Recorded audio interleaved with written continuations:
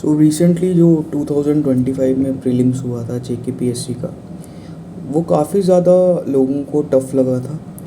Tough इसलिए था क्योंकि उसमें जो स्टार्टिंग के क्वेश्चन थे वो साइंस एंड टेक्नोलॉजी के बैकग्राउंड से ज़्यादा थे, एंड उसके बाद करंट अफेयर्स भी काफ़ी ज़्यादा था।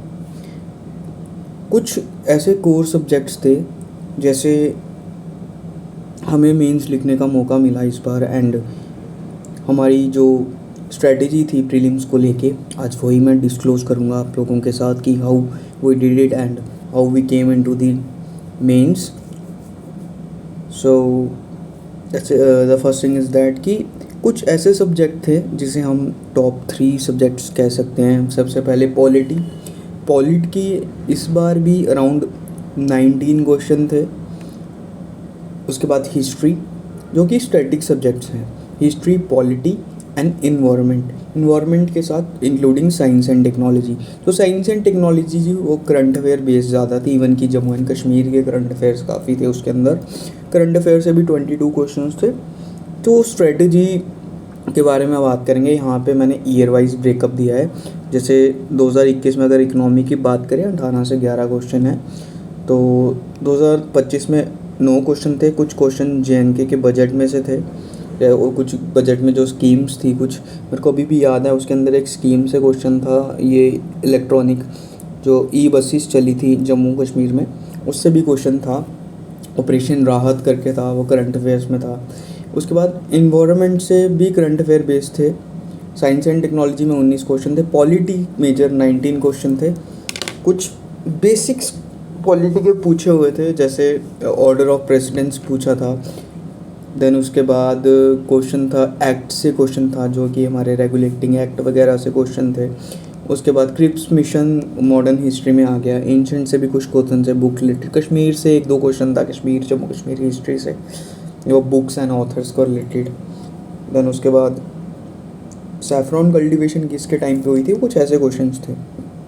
अभी मैं स्ट्रेटजी की बात करूँ KS में, कि जो हमारे इम्पोर्टेंट सब्जेक्ट्स रहने चाहिए प्रायोरिटी वाइज, हमें किस किस सब्जेक्ट को प्रायोरिटी देनी चाहिए, हम उस पर बात करेंगे। सबसे पहले अगर हम बात करें तो पॉलिटी एक मेजर सोर्स रहता है UPSC या JKPSC प्रिपरेशंस में, तो पॉलिटी का मेजर रोल रहेगा। तो पॉलिटी जो है, पॉलिटी में हमें कुछ, जैसे मैं बात करूं अपनी पॉलिटी में कुछ टॉपिक्स हैं, जैसे फंडामेंटल राइट्स हैं, प्रियम्बल हैं, एक्ट है, और उसके बाद हिस्ट्री है थोड़ी पॉलिटी से रिगार्डिंग, जैसे कि इलेक्शन हिस्ट्री कि कौन सी ऑपोजिशन पार्टी थी फर्स्ट इलेक्शंस में, उससे भी क्वेश्चंस पूछे जाते हैं। ऑर्डर ऑफ प्रेसिडेंट पूछा जाता है। तो उसके बाद फंडामेंटल ड्यूटीज से क्वेश्चन है। कुछ ऐसे पर्टिकुलर टॉपिक्स हैं, जैसे सुप्रीम कोई हाई कोर्ट से क्वेश्चन है, प्रेसिडेंट से क्वेश्चन है, कॉन्स्टिट्यूशनल बॉडी से। ये कुछ इंपॉर्टेंट टॉपिक्स हैं। अभी के लिए हम इसको बाद में डिस्कस करेंगे। फर्स्टली हम बात करेंगे इसके बारे में। सेकंड थिंग इज़ हिस्ट्री में हमें एंशंट मॉडर्न हिस्ट्री है, एंशंट और मॉडर्न हिस्ट्री। उसके लिए हमें कुछ नोट्स हैं ऋषभ सर के। अगर आपको नोट्स मिलते हैं, IAS टॉपर रह चुके हैं वो, 2020-19 बैच के थे, तो ऋषभ सर के नोट्स अगर एंशंट और मिडिवल हिस्ट्री पे मिल जाएं, दे आर फार बेटर, उससे हो जाता है। एंड उसके बाद मॉडर्न के लिए स्पेक्ट्रम है, और उसके भी शॉर्ट नोट्स हैं। I think Satyam Jain sir जो अंडरस्टैंड UPSC वाले हैं, उनके नोट्स हैं, तो वो अवेलेबल हैं हर जगह, तो यू कैन फाइंड देम, उतना हो जाएगा। जम्मू कश्मीर की हिस्ट्री के लिए देखा जाए तो 1 से 2 क्वेश्चन है, but it can be done from Khalil. I mean जो खलील ज़हूर मीर की जो बुक आती है, know all about Jammu and Kashmir, Zahoor Ahmad Mir sahab की बुक है, जो उससे हो जाएगा। और मिडिवल के लिए PW के लिए एक 1 शॉट अवेलेबल है, मैं उसका लिंक डाल दूँगा नीचे, तो वो कर लोगे तो history will be all right. उसके बाद करंट अफेयर्स का source Hindu newspaper is mandatory. अगर आज आपको हिंदू की इम्पोर्टेंस नहीं समझ आ रही, बट मेंस में आपको हिंदू की इम्पोर्टेंस ज़रूर समझ आएगी, क्योंकि मेंस के टाइम पे तुम्हारा जो एनालिसिंग वाला पॉइंट होता है ना, तुम्हें एनालिसिस कैसे करना है, तुम्हारे दिमाग में पॉइंट उतरने चाहिए, वो तुम्हारी एडिटोरियल पढ़ पढ़ के ही तुम्हारा वो माइंडसेट बनेगा। तुम हर एक आंसर का एनालिसिस निकाल सकते हो कि ये इस तरह से, इसके पॉजिटिव ये है, नेगेटिव ये है, क्योंकि वहाँ पे लिखने का सोचने का टाइम नहीं मिलता। तो जो एनालिसिस उतर रहा है दिमाग से सीधा, वो लिखना है तुम्हें वहाँ। Hindu newspaper is the best for current affairs, mains में भी काम आएगा। और इन द एंड क्या करना, जब आप न्यूज़पेपर पढ़ लोगे उसके लिए कुछ स्पेसिफिक टॉपिक के नोट्स बना लेना, स्पेसिफिक नोट, GS1 का अलग, GS2 का अलग, GS3 का, GS4 का तो बनाना ही नहीं है। इवन कि GS1 में भी कुछ कम ही आएंगे नोट्स, बस यही साइक्लोन वगैरह के रिलेटेड कहीं पे होगा, या कुछ सोसाइटी में कोई social sector scheme, governance and all, वो वहाँ पे हो जाएगा। और कुछ साइट्स वगैरह जो न्यूज़ पे होंगी वो आएंगी, तो ज़्यादा कुछ नहीं होगा। बट GS2 और GS3 में इंपॉर्टेंट स्कीम्स, गवर्नमेंट स्कीम्स और इनिशिएटिव, इंटरनेशनल रिलेशन से रिलेटेड मैपिंग एंड ऑल, वो आ जाती है करंट अफेयर में। और GS3 में science and technology and environment तो आ जाएगा। तो करंट अफेयर्स के लिए Hindu newspaper plus PT updated आएगी, जनवरी से मार्च अप्रैल तक की अपडेटेड PT है, वो कर लेना। और बाकी मंथली मैगज़ीन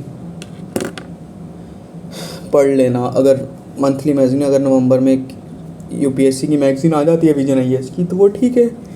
नवंबर दिसंबर में प्रीलिम्स होगा मेरे अकॉर्डिंग, तो अभी डेट्स भी नहीं आई हैं, मगर स्ट्रैटेजी मैं बता रहा हूँ, ठीक है।